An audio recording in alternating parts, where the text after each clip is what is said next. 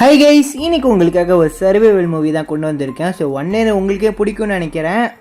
So ஒரு நாலு பேர் பார்த்தீங்கன்னா ஒரு சின்ன ஒரு போட் ட்ரிப் போக்குறாங்க. போன இடத்துல எதிர்பார்க்காத விதமாக இவங்க போன போட்டு ஸ்கிப் ஆகி தண்ணியில் விழுந்துருது. அதனால ஒருத்தவனுக்கு பலமாக அடிபட்டுருது. இவங்களும் கடலில் உயிருக்கு போராடிட்டு இருக்காங்க. அப்பன்னு பார்த்து ஒரு போட்டு இவங்களை நோக்கி வருது. அவங்களும் இவங்களை காப்பாற்ற வந்தாங்க சொல்லி ஏறுறாங்க. பார்த்தா ஏறினவங்க எல்லாத்தையுமே கட்டி போட்டு வச்சு அவங்களோட பாடி பார்ட்ஸ் எல்லாத்தையுமே திருடி விற்கிறாங்க.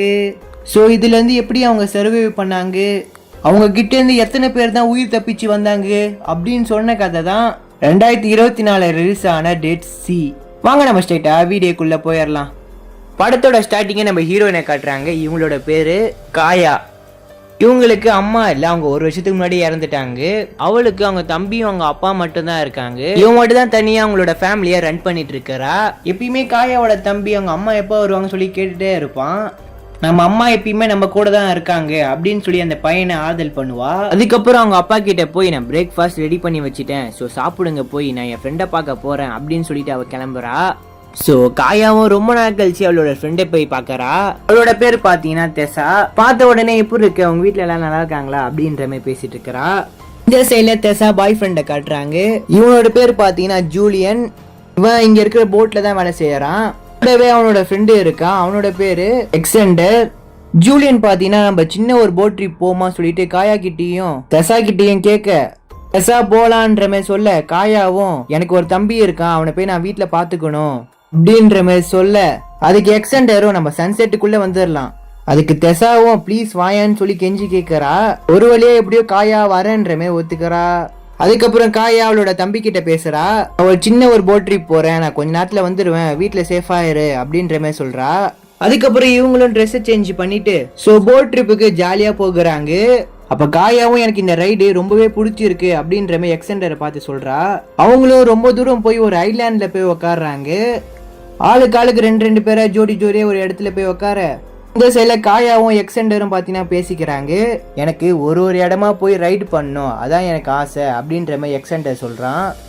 உனக்கு என்ன ஆசை அப்படின்ற மாதிரி நம்ம காயா கிட்ட கேட்க, எனக்கு ஒன்றும் ஆசை இல்லை, எங்க அம்மா ஒரு வருஷத்துக்கு முன்னாடி இறந்துட்டாங்க, என் தம்பியும் என்னோட அப்பாவும் நான் தான் பார்த்துட்டு இருக்கிறேன், 2 பேரும் பார்த்துக்கிட்டே காலேஜுக்கு போயிட்டு வேலை செய்யறது ரொம்பவே கஷ்டமா இருக்குது, அதனாலதான் நான் காலேஜே டிராப் பண்ணிட்டேன் அப்படின்ற மாதிரி 2 பேரும் பேசிட்டு இருக்கிறாங்க. அதுக்கப்புறம் 4 பேருமே பார்த்தீங்கன்னா கடல்ல ஜாலியாக நீச்சல் அடிச்சிட்டு இருக்காங்க. இந்த செல்ல காயாக்கு நம்ம எக்ஸெண்டர் மேலே ஒரு சின்ன ஒரு அட்ராக்ஷன் வருது. அதுக்கப்புறம் ஜாலியாக என்ஜாய் பண்ணிட்டு திரும்பி வீட்டுக்கு கிளம்புறாங்க. அப்போ ஜூலியன் போயிட்டு இருக்க மினி போட் பார்த்தீங்கன்னா சடனாக ஸ்கிப் ஆயிருது. அதனால பார்த்தீங்கன்னா 2 பேருமே தண்ணிக்குள்ளே விழுந்துடுறாங்க. அது நம்ம எக்ஸெண்டருக்கு தெரியல. அப்போன்னு பார்த்துட்டு ஒருத்தருக்கு ஒருத்தர் பார்த்துட்டு இருக்காங்க. ஜூலியனும் தண்ணியில நீந்திட்டு இருக்கிறான். எக்ஸெண்டர் வந்த போட்டு ஜூலியன் மண்டிலே ஏற்றிடுது. அதனாலே இவங்க 2 பேருமே தண்ணிக்குள்ள விழுந்துடுறாங்க. காயா வந்த போட்டு அப்படியே தண்ணிக்குள்ள அப்படியே முழுங்கிருது. எப்படியோ தெசாவை கண்டுபிடிச்சு அவ கிட்ட போக பார்த்தா அவ வயிற்றுல காயம் ஏற்பட்டிருக்கு. அவனும் வயிறு வலிக்குதுன்னு சொல்லி பயங்கரமா கத்திட்டு இருக்கிறா. காயாவும் அங்க யாரும் மிதங்கிட்டு இருக்காங்க சொல்லி பார்க்கலான்னு போறா. பார்த்தா அங்க எக்ஸெண்டர் தான் அங்க இருக்கிறான். அவனோட மண்டையில பயங்கரமா காயம் ஏற்பட்டிருக்கு. அவனாலையும் ஒன்றும் பண்ண முடியாம மயக்கத்துல தான் இருக்கிறான். அதுக்கப்புறம் 2 பேருமே ஜூலியனை தேடி பார்க்கறாங்க, எங்கேயுமே அவனை காணோம். அப்புறம் இவங்களும் உயிருக்கு போராடிட்டு இருக்காங்க. அதுக்கப்புறம் கொஞ்ச நேரம் ஆகுது, பார்த்தா ஒரு போட்டு இவங்களை நோக்கி வருது.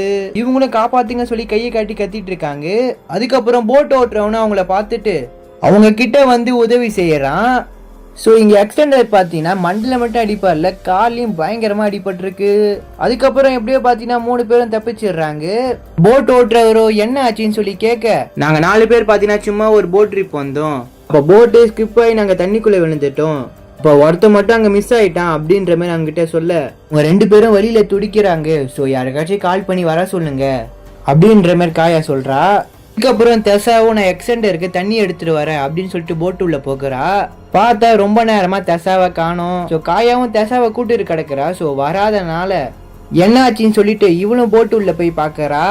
பார்த்தா போட் ஓட்டுறவரும் ரூம்குள்ள இருந்து வெளியில வராரு. காயாவும் தெசாவை பாத்தீங்களான்னு சொல்லி கேட்க, பின்னாடியே வா அப்படின்னு சொல்லி கூட்டு போகிறாரு. ரேவும் காயாவும் பாத்தீங்கன்னா பேசிட்டு இருக்காங்க. அப்ப சடனா நம்ம காயாவோட மூஞ்சில மயக்கமா இருந்த தடவி அவளை பாத்தீங்கன்னா மயக்கமாக்கிறான். அதுக்கப்புறம் தெசாவையும் காயாவையும் பார்த்தீங்கன்னா போட்டோட கிரவுண்ட் ஃப்ளோரில் அடைச்சி வச்சுக்கிறான். தசா பாத்தீங்கன்னா மயக்கமா இருக்கிறா. இங்க காயாக்கும் என்ன நடக்குதுன்னு சொல்லி ஒன்னும் புரியாம இருக்க இப்ப காயாவும் மேல ஏறி பாக்குறா. பார்த்தா அத பூட்டி வச்சுக்கிறாங்க. காயாவும் எழுந்து பாக்குறா. பார்த்து பயங்கரமா அழுவுறா. சோ நிறைய பேர் இங்கதான் அடிச்சு வச்சு கொடுமைப்படுத்தி இருக்காங்க போல. இத நினைச்சு அவ பயங்கரமா அழுவுறா. அதுக்கப்புறம் கொஞ்ச நேரம் கழிச்சு அந்த ரேன்றவனும் கதுவை திறந்து சாப்பாட ஒரு பை வழியா உள்ள இறக்கி விடுறான். இத சாப்பிடுங்க அப்படின்ற மாதிரி அவன் சொல்ல, அதுக்கு காயாவும் ரேவை பார்த்து, ப்ளீஸ் என்னை விடு, எனக்குன்னு ஒரு தம்பி இருக்கான், நான் அவனை பாத்துக்கணும், ஏன் இப்படி பண்ற அப்படின்ற மாதிரி கேட்க அதுக்கு பதில் சொல்லாமலே இருக்கிறான். அப்ப காயா ஏனில மேல ஏறி வரா. நீ மட்டும் மேல வந்தனா உன்னை கொன்றுவேன் அப்படின்ற மாதிரி பயங்கரமா கத்துறான். அதுக்கப்புறம் அவங்களுக்கு கொடுத்த சாப்பாடுமே எடுத்துக்கிட்டு திரும்ப பண்ணனா உனக்கு சாப்பாடு தர மாட்டேன், அது மட்டும் இல்லாம உனக்கு தண்ணியும் தர மாட்டேன், அதுக்கப்புறம் நீ சாவ வேண்டியதுதான் அப்படின்ற மாதிரி சொல்லிட்டு போகிறான். இப்ப காயாவும் என்ன பண்ணலாம் சொல்லி யோசிச்சுட்டு இருக்கிறா. அப்ப அங்க இருக்க கதவுல காதை வச்சு கேக்குறா. யாரோ கப்பல்ல வர மாதிரி சத்தம் கேக்குது. பார்த்தா ஒரு வயசானவர் தான் கப்பல்ல வராரு. அது மட்டும் இல்லாம அவர் ஒரு டாக்டரும் கூட. வந்து அங்க இருக்க எக்ஸெண்டரை பார்த்துட்டு இவன் பொழைக்க மாட்டான் அப்படின்ற மாதிரி சொல்லிடுறாரு. அதுக்கப்புறம் கீழே வந்து இவங்க தான் அந்த 2 பொண்ணுங்களா, யாருக்கு அடிபட்டிருக்குன்ற மாதிரி கேட்க ரே பாத்தீங்கன்னா தெசாவை கை காட்டுறாரு. அவரும் எங்க அடிபட்டிருக்குன்னு சொல்லி செக் பண்ணிட்டு மேல போயிடுறாரு. மேல வந்து அந்த ஒரு டாக்டரும் எனக்கு தெரிஞ்ச ஒரு லாயர் இருக்காரு, அவரு பெரிய பணக்காரர், அது மட்டும் இல்லாம அவங்களோட பொண்ணுக்கு ஒரு லிவர் தேவைப்படுது, ரேவும் இவங்க கரெக்டா இருப்பாங்கன்னு சொல்லி கேக்குறான். அதுக்கு அந்த டாக்டரும் அடிப்பட்ட 2 பேரும் பொழைக்க மாட்டாங்க, அதுக்கு இன்னொரு பொண்ணு என்ன பண்றதுன்னு சொல்லி கேட்க அதை நீனே வச்சுக்கோ அப்படின்ற மாதிரி அந்த டாக்டர் சொல்லிடுறாரு. அதுக்கப்புறம் வந்த வேலையை ஆரம்பிக்கிறாங்க. அந்த டாக்டர் பாத்தீங்கன்னா அவனோட பாடியில மார்க் எல்லாம் போட்டு மிஷின்ல கத்திய வச்சு அவனோட பாடியை அறுக்கிறதுக்கு போகிறாரு. இது எல்லாத்தையுமே மேல இருக்கிற ஓட்டையில பார்த்துட்டு பயங்கரமா ஷாக் ஆகுறா. அதுக்கப்புறம் காயாவும் வேற ஒரு இடத்துக்கு போயிட்டு மேல இருக்கிற மூடியை கையில வச்சுக்கிற கம்பியை வச்சு ஓபன் பண்ண பாக்குறா. அதுக்கப்புறம் அவனோட லிவர் பிளட் எல்லாம் எடுத்து டப்பாக்குள்ள வச்சு மூடிடுறாங்க. வேலை முடிஞ்ச உடனே துணியை கட்டி அவனோட பாடியை கடல்ல போட்டுடுறாங்க. அவனோட பாடியை அங்க இருக்க சுறாக்கள் கவ்விடுது. 2 பேரும் இங்க பயத்திலே உட்காந்துட்டு இருக்காங்க. அப்ப அந்த ரேன்றவனு வந்து தெசாவை பாத்தீங்கன்னா மேல கூட்டு போகிறாங்க. இதை தடுக்க வந்த காயாவையும் பாத்தீங்கன்னா அடிச்சு போட்டுறாங்க. அதுக்கப்புறம் கொஞ்ச நேரம் கழிச்சு காயாவும் எழுந்து பாக்குறா. அவளும் வேகமா ஓடி அந்த மூடியை ஓபன் பண்ணலாம் சொல்லி போகிறா. அவளும் அதை ரொம்ப நேரமா கஷ்டப்பட்டு ஓபன் பண்ணிட்டு இருக்கிறா. ஸோ ஒரு வழியை எப்படியோ அதை ஓபன் பண்ணிடுறா. அதுக்கப்புறம் மேலே ஏறி அந்த போட் ஓட்டுற ரூமுக்கு போகிறா. அங்க இருக்க எமர்ஜென்சி போன்ல பாத்தீங்கன்னா பேசி பாக்குறா. பார்த்தா ஒரு ரெஸ்பான்ஸும் இல்ல. இந்த சைட்ல தெசாவை கட்டி போட்டு அதே மாதிரி லிவர் எடுக்கிறதுக்காக பிளான் பண்ணிடுறாங்க. இதை பார்த்த உடனே காயாவும் அங்க இருக்கிற ஒரு கன் எடுத்துக்கிட்டு டாக்டர் முன்னாடி வந்து நிக்கிறா. உன்னால முடிஞ்சா சுட்டுக்கோ அப்படின்னு சொல்லி டாக்டர் முன்னாடி வராரு. பார்த்தா காயா அந்த அம்பை அவரோட நெஞ்சிலே இறக்கிடுறா. அவரும் அந்த இடத்துல அப்படியே விழுக. அதுக்கப்புறம் காயா பாத்தீங்கன்னா தெசாவை கட்டி போட்ட கயிறெல்லாம் அவுத்து விடுறா. உடனே டாக்டர் பாத்தீங்கன்னா நம்ம காயாவோட கழுத்தை போட்டு நசுக்கிறாரு. உடனே தெசாவும் கத்தி எடுத்துக்கிட்டு அவரோட உடம்புல 4-5 இடத்துல குத்திடுறா. அதனால அவரும் வலியில அங்கேயே துடிச்சிட்டு இருக்காரு. அதுக்கப்புறம் கொஞ்ச நேரம் கழிச்சு பாத்தீங்கன்னா ரே வந்து பாக்குறாரு. பார்த்தா அந்த இடத்துல டாக்டர் மட்டும் தான் இருக்காரு, அந்த 2 பொண்ணுங்களையுமே காணும். ரேவும் எல்லா இடத்துலயுமே தேடி பாக்குறாரு. அதுக்கப்புறம் கடல்லையும் தேடி பாக்குறாரு. பார்த்தா 2 பேருமே நீந்தி போயிட்டு இருக்காங்க. உடனே போட் எடுத்துட்டு போகலான்னு பார்த்தா போட்டு ஸ்டார்ட் ஆகல. உடனே இன்ஜினியர் இருக்க இடத்துலவே பாக்குறாரு. பார்த்தா ஒயர் அழுந்துட்டு இருக்குது. இது எல்லாத்தையுமே நம்ம காயா தான் பண்ணிட்டு போயிருப்பா. இங்க தெசாவும் வழியில பாத்தீங்கன்னா துடிச்சிட்டு இருக்கிறா. என்னால இதுக்கப்புறம் நீந்த முடியாது காயா, என்னை விட்டு நீ போ, நான் பாத்துக்கிறேன் அப்படின்ற மாதிரி தெசா சொல்ல நம்ம காயா இதை கேட்க மாட்டேங்கிறா. இப்படி இருந்தா நம்ம 2 பேருமே செத்துருவோம் அப்படின்னு சொன்ன உடனே நம்ம காயாவும் உன்னை நான் காப்பாத்துவேன் அப்படின்னு சொல்லி அவளும் நீந்தி போகிறா. அதுக்கப்புறம் ஒரு போட் இருக்குது, அதுல அவ ஏறி போய் அப்ப அங்க இருக்க எமர்ஜென்சி மைக்ல போய் பேசுறா. அங்க இங்க ஒரு கப்பல்ல வந்து மாட்டிக்கிட்டோம், என்னோட ஒரு ஃப்ரெண்டு செத்துட்டான், இன்னொருத்தவ எங்க போனான்னு தெரியல, இன்னொரு பொண்ணு தண்ணியில மயக்கத்துல இருக்கா, எங்களை கொஞ்சம் காப்பாத்துங்க அப்படின்ற மாதிரி கேட்க அவங்களும் ஜிபிஎஸ் எதாவது இருக்கான்னு சொல்லி கேக்குறாங்க.